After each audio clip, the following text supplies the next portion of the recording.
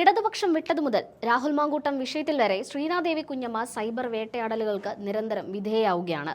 എന്നാൽ പറഞ്ഞ നിലപാടുകളിൽ ഉറച്ചു നിൽക്കുകയും തനിക്കെതിരെ ഉയരുന്ന തെറ്റായ പ്രചാരണങ്ങൾക്ക് ചുട്ട മറുപടി കൊടുത്തും ശ്രീനാദേവി കുഞ്ഞമ്മ കരുത്ത് തെളിയിച്ചു കഴിഞ്ഞു.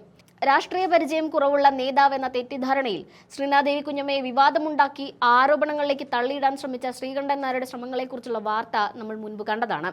എന്നാൽ ഇപ്പോൾ ശ്രീനാദേവി കുഞ്ഞമ്മയുടേതെന്ന പേരിൽ പ്രചരിക്കുന്ന ശബ്ദ സന്ദേശത്തെക്കുറിച്ചുള്ള യഥാർത്ഥ വെളിപ്പെടുത്തലുകളുമായി ശ്രീനാദേവി ഇപ്പോൾ രംഗത്തെത്തിയിരിക്കുകയാണ്. വാർത്താ മാധ്യമങ്ങൾ എന്ന വ്യാജേന സോഷ്യൽ മീഡിയയിൽ വ്യക്തിഹത്യയും സ്ത്രീവിരുദ്ധതയും ആഘോഷമാക്കുന്നവർക്കെതിരെ വിട്ടുവീഴ്ചയില്ലാത്ത നിലപാട് സ്വീകരിക്കുമെന്ന് കട്ടായം പറഞ്ഞിരിക്കുകയാണ് ശ്രീനാദേവി. ഓൺലൈൻ മാധ്യമ പ്രവർത്തകൻ എന്ന് അവകാശപ്പെടുന്ന രാജൻ ജോസഫ് എന്ന സഖാവ് RJ ശ്രീനാദേവിയുടേതെന്ന പേരിൽ ശബ്ദ സന്ദേശം പുറത്തുവിട്ടിരുന്നു. എന്നാൽ അദ്ദേഹം പുറത്തുവിട്ട ശബ്ദരേഖകൾ കെട്ടിച്ചമച്ചതാണെന്നും തന്റെ രാഷ്ട്രീയ നിലപാടുകൾക്ക് ലഭിക്കുന്ന സൈബർ കൊട്ടേഷനാണ് ഇതെന്നുമാണ് ശ്രീനാദേവി ആരോപിക്കുന്നത്. പ്രമുഖ ഓൺലൈൻ മാധ്യമത്തിന് നൽകിയ അഭിമുഖത്തിലാണ് തനിക്കെതിരെ മനഃപൂർവ്വം കെട്ടിച്ചമയ്ക്കുന്ന രാഷ്ട്രീയ പ്രേരിതമായ ആരോപണങ്ങളെ കടന്നാക്രമിച്ചുകൊണ്ട് ശ്രീനാദേവി എത്തിയിരിക്കുന്നത്. കഴിഞ്ഞ 6 മാസമായി തന്റെ വ്യക്തി ജീവിതത്തെയും സ്വഭാവത്തെയും ലക്ഷ്യം വെച്ച് 15ലധികം വീഡിയോകളാണ് രാജൻ ജോസഫ് എന്ന വ്യക്തി പുറത്തുവിട്ടതെന്ന് ശ്രീനാദേവി ചൂണ്ടിക്കാട്ടുന്നു. ഒരു സ്ത്രീ എന്ന പരിഗണന പോലും ഇല്ലാതെ അങ്ങേയറ്റം നീചമായ പദപ്രയോഗങ്ങളാണ് പ്രസ്തുത വ്യക്തി ഓരോ വീഡിയോയിലും ഉപയോഗിക്കുന്നത്. വെപ്പാട്ടി എന്നടക്കമുള്ള വാക്കുകൾ ഉപയോഗിച്ച് തന്നെയും തന്റെ മാതാപിതാക്കളെയും അധിക്ഷേപിക്കുമ്പോൾ കേരളത്തിലെ സാംസ്കാരിക സമൂഹം എവിടെയാണെന്ന് അവർ ചോദിക്കുന്നു.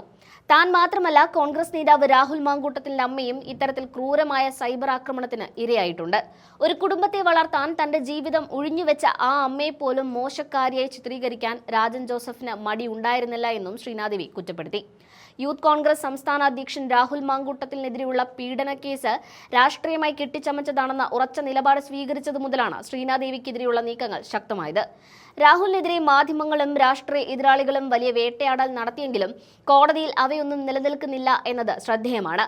ബലാത്സംഗം ഉൾപ്പെടെയുള്ള കുറ്റങ്ങൾ പ്രഥമദൃഷ്ട്യാ കണ്ടെത്താനായില്ല എന്ന കോടതി നിരീക്ഷണം രാഹുലിന് വലിയ ആശ്വാസമാണ് നൽകിയിരിക്കുന്നത്. തന്റെ സഹപ്രവർത്തകൻ നേരിടുന്ന അനീതിക്കെതിരെ സംസാരിച്ചതിനാണ് ഇത്തരത്തിൽ ക്വട്ടേഷൻ എടുത്ത് തന്നെ അപമാനിക്കാൻ ഇറങ്ങിയിരിക്കുന്നതെന്നാണ് ശ്രീനാദേവി പറയുന്നത്. രാജൻ ജോസഫ് ഇപ്പോൾ പുറത്തുവിട്ടിരിക്കുന്ന ശബ്ദരേഖ പൂർണ്ണമായും വ്യാജമാണ്. തന്നെയും തന്റെ സഹോദരനെയും ഇതിലേക്ക് വലിച്ചിഴയ്ക്കാനാണ് ശ്രമം. ഇയാൾക്കെതിരെ 8ലധികം പരാതികൾ പോലീസിൽ നൽകിയിട്ടുണ്ടെങ്കിലും നടപടികൾ മന്ദഗതിയിലാണെന്ന് അവർ ആരോപിക്കുന്നു. മുൻപ് ഒരു കേസിൽ അറസ്റ്റ് ചെയ്യപ്പെട്ട് മുൻകൂർ ജാമ്യത്തിൽ ഇറങ്ങിയ വ്യക്തിയാണ് ഈ രാജൻ ജോസഫ്. ഇയാളുടെ ചാനലിന്റെ പേര് സഖാവ് RJ എന്നാണ്. ഈ സഖാവ് എന്ന ലേബൽ ഉള്ളതുകൊണ്ടാണോ ഇടതുപക്ഷ സർക്കാർ ഇയാൾക്ക് സംരക്ഷണം നൽകുന്നതെന്ന് ശ്രീനാദേവി ചോദിക്കുന്നു. ഇടതുപക്ഷത്തിന്റെ ഔദ്യോഗിക ഫേസ്ബുക്ക് പേജുകൾ വഴിയാണ് തനിക്കെതിരെയുള്ള വ്യാജ ശബ്ദരേഖകൾ പ്രചരിക്കപ്പെടുന്നത് എന്നത് ഈ സംശയത്തിന് ബലം നൽകുന്നു. മറ്റുള്ളവരെ തെറിവിളിക്കാനും അധിക്ഷേപിക്കാനും പണം വാങ്ങുന്ന ഒരു സംഘം കേരളത്തിലുണ്ട്. ഇവരെ പ്രതിരോധിക്കാൻ ആരും തയ്യാറാകാത്തതാണ് ഇവരുടെ കരുത്ത്. പണമുണ്ടാക്കാൻ വേണ്ടി സ്ത്രീകളുടെ അന്തസ്സിനെ ചന്തയിൽ വെക്കുന്ന ഇത്തരം യൂട്യൂബ് ചാനലുകൾക്ക് തടയിടേണ്ട സമയം അതിക്രമിച്ചിരിക്കുന്നു. മദ്യപാനത്തിനും മറ്റ് ലഹരികൾക്കും പണം കണ്ടെത്താൻ വേണ്ടിയാണ് ഇയാൾ ഇത്തരം വീഡിയോകൾ ചെയ്യുന്നത്.